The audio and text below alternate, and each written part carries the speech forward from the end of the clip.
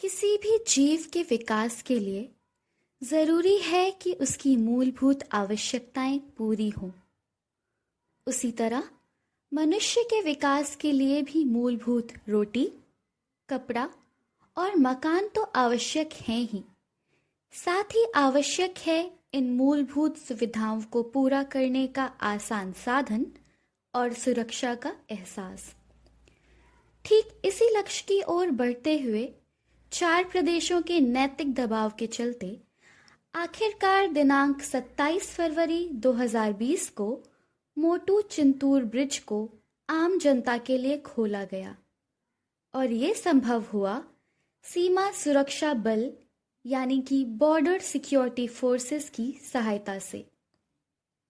मोटू bridge को हम Sileru bridge के नाम से भी जानते हैं क्योंकि ये सिलेरू नदी पर स्थित है।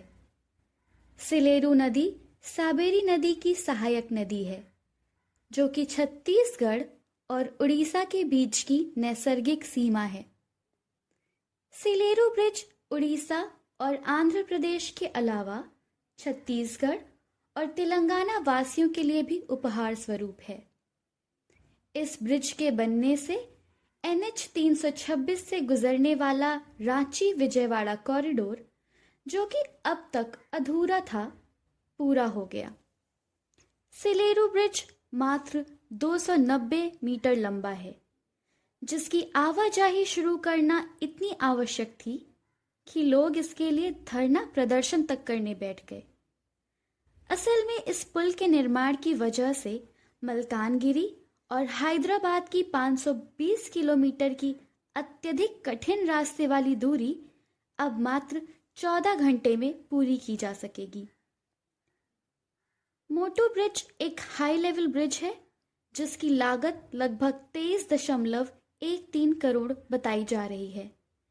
इसके निर्माण की शुरुआत तो 2016 में ही हो गई थी, पर यह पूरा हुआ 2018 में।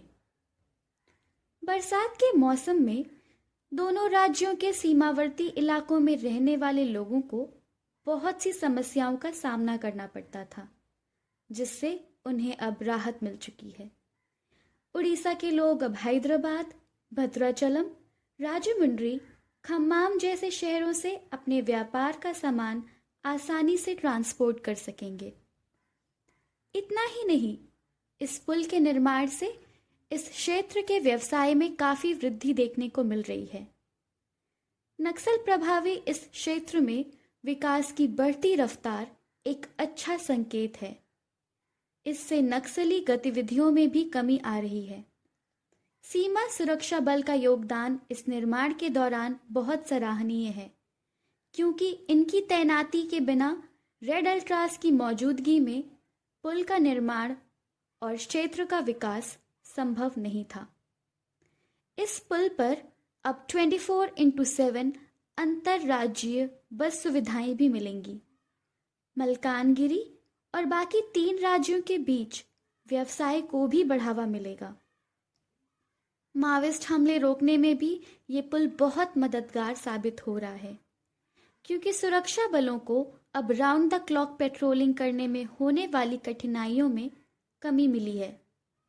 सीमा सुरक्षा बल और अन्य सुरक्षा बलों के सतत प्रयास से ये क्षेत्र विकास का नया उजाला देखने की राह पर अग्रसर है। जय हिंद।